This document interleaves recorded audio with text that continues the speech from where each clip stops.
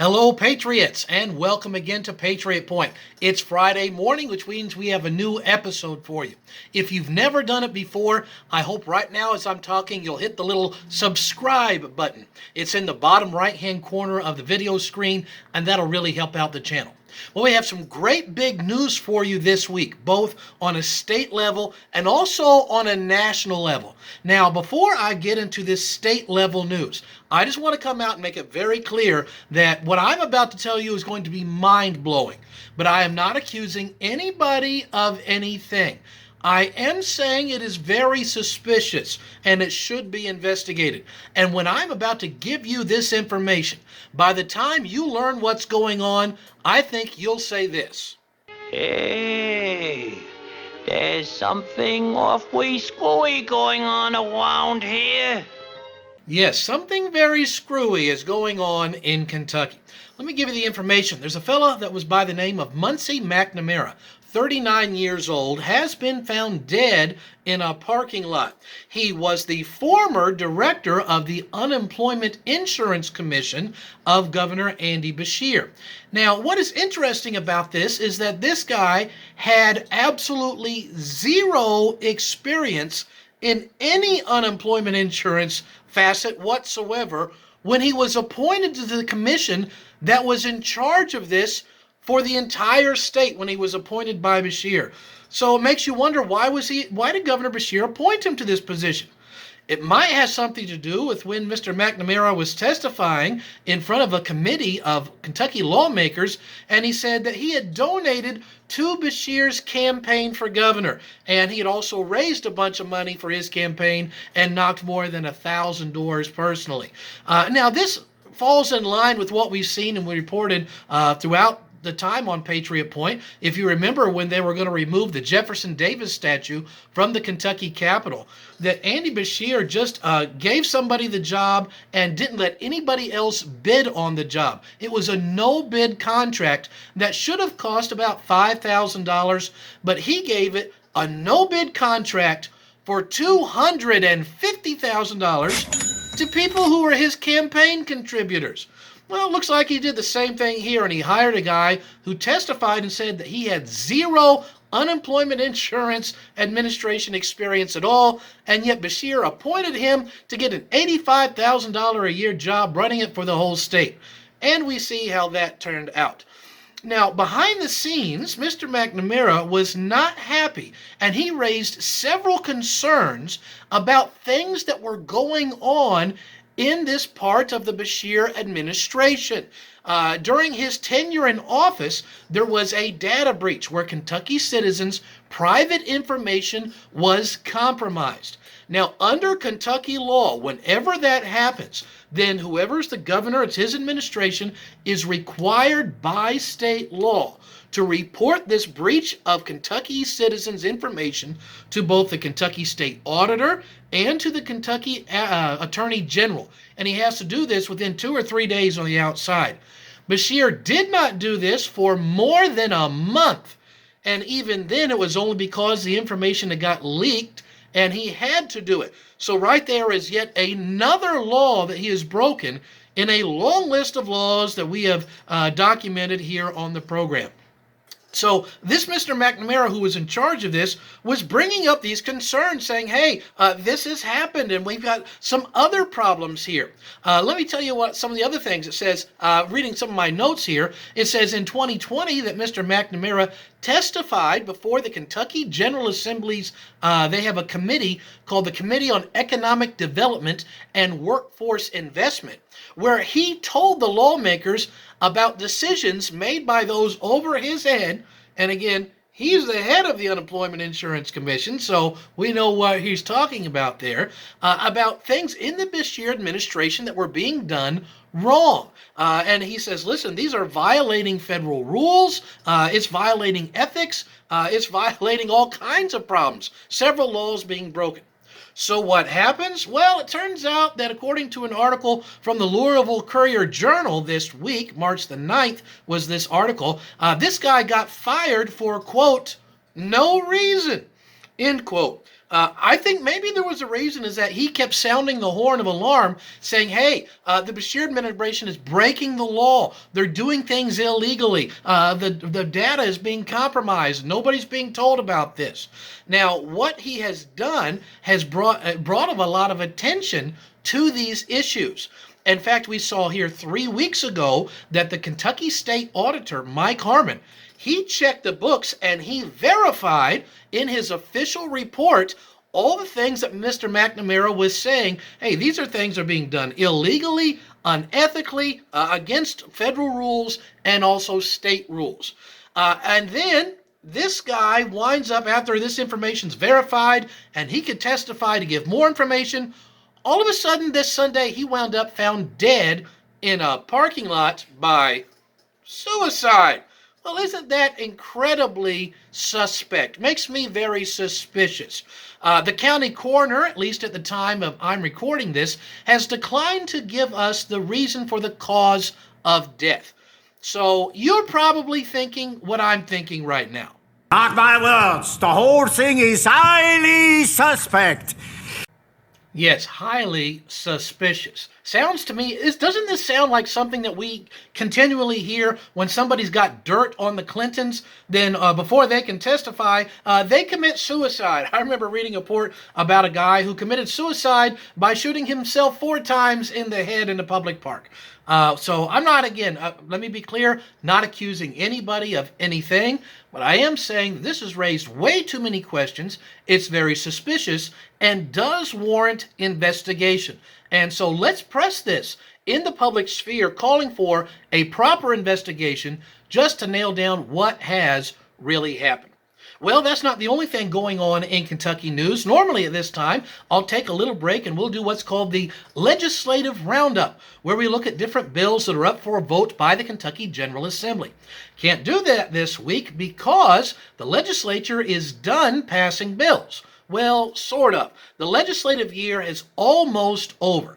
So what has happened is they had finished the last day that they're going to pass bills is the day I'm posting this on Friday, March the 12th. And after that, then they will take 10 days off. During those 10-day period, the governor will then get to sign or veto all of the bills that they have passed. But he doesn't have to work every day of the week, because in Section 88 of the Kentucky Constitution, it says these words: "If any bill shall not be returned by the governor within 10 days, Sundays excepted, after it shall have been presented to him, the same shall be a law in like manner as if he had signed it." End quote. That basically means the governor gets 10 days to sign or veto, but if he chooses to do nothing, it'll become law without his signature. But you'll notice that the Kentucky Constitution in Section 88 says Sundays excepted. Well, where do you think that the founding fathers of Kentucky got the idea that you shouldn't have to work 7 days a week? They got that right from the Bible. That is right from the 10 Commandments. 6 days you do your labor, and then you take a day of rest. And I noticed they said that day of rest isn't going to be Friday. It's not going to be Saturday. They said it's going to be the Lord's Day, which is Sunday. Some biblical principles right there in Kentucky's Constitution. So the governor gets 10 days to sign a veto, and then the legislators will get to come back into session for 2 more days. And they use these 2 days to choose to override any vetoes that have been issued if they wish. Now, let's switch focus real quick and talk about something going on in Washington, D.C. If you haven't thrown up yet, you're about to. Get some Pepto-Bismol, because the stuff I'm going to tell you is just going to make you sick. And this has to do with what is called H.R. 1, House Resolution 1, up there in the United States Congress. And this is a sweeping election bill. It has to do with campaigns. It has to do with election finances. It has to do with how states are going to be required to run their elections. And it opens the door for all this massive cheating and undoes every single step that our state has made to secure our elections. Let me tell you a little bit about this monstrosity here. It is called the For the People Act. Now, doesn't that sound good? But just because something sounds good, it's got a nice title on it, it doesn't mean it actually is good. Let me give you an example. I have here a picture of Vegemite. Doesn't that sound like something's got vegetables in it? Something to be really good for you? It's not. The Vegemite is a thick, dark brown, bitter food spread out of Australia that is made from leftover brewer's extract yeast. And they just slapped a nice title on it, make it sound like it's good, but it's anything but vegetables and necessarily anything but good for you. And it's the same thing with this For the People Act. This thing is so horrible that when it got up for a vote in the House of Representatives, 100% of Republicans voted against it. But the Democrats have the majority, and they passed it and shoved it down the throat anyway. So it has now gone over to the Senate. Let me tell you about some of the just atrocities of this thing and some things which should raise big red flags for us. First of all, Biden and his administration, they are praising this bill. They're saying they're all for it. Well, that's clue number one, that conservatives with common sense are not going to be for this thing. This bill is nearly 800 pages long and gets its hands into all kinds of things.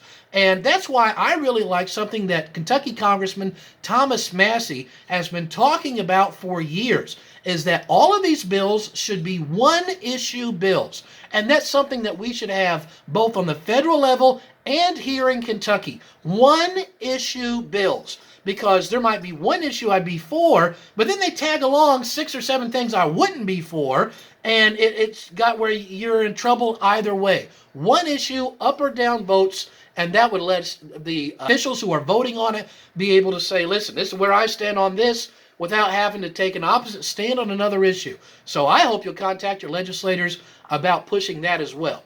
But Biden is pushing it hard. It's nearly 800 pages long, and it also changes how we're going to vote all across the country. It's going to set up a special fund for congressmen and their campaigns. And with this fund, it would allow for when you give a private donation, which is a small donation up to $200, that the congressman would get that money. And here's the whopper. If you're at Burger King, I got a whopper for you for free. You don't have to buy it. Here's the whopper. The individual gives you up to $200, and then the federal government will give you 6 times that amount. Why is the government giving money, and where does the government get its money from?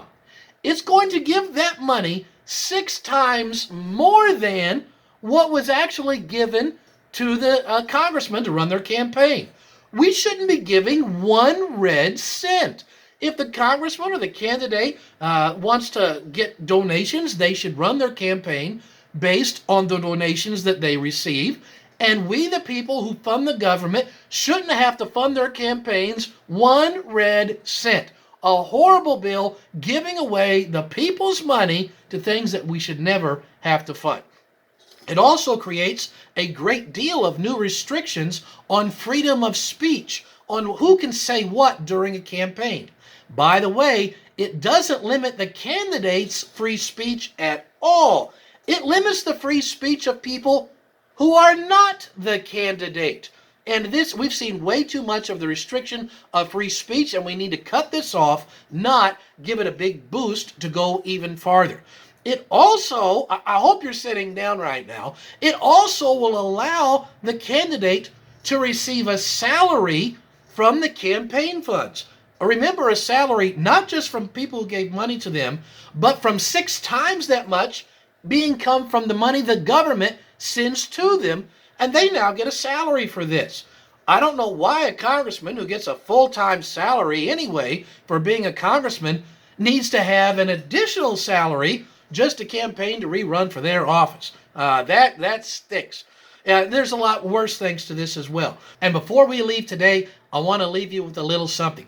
I want to invite you to come out to Bluegrass Baptist Church in Georgetown, Kentucky, each Sunday night at 5 p.m. in the month of March. They've asked me to teach some of my America's Christian Heritage series. We did one last week on the biblical basis of the Constitution and Declaration. On this Sunday night, we're going to be talking about what the Bible teaches about socialism, capitalism, taxes, and government entitlements. And then the Sunday after that, we're going to be saying, what does the Bible teach about our Second Amendment rights to be armed? And then we're going to do a lesson on the Black Robed Regiment, the role that the churches and pastors played in the Revolutionary War. I hope you can join us if you don't have Sunday evening services at your church. If you'd like me to come out to your church or your Patriot group and to teach one of these lessons, I'd be very happy to do that. Just send me an email at lee.watts.kentucky@gmail.com. And until next Friday, I'm Lee Watts for Patriot Point. Stand strong and breathe free.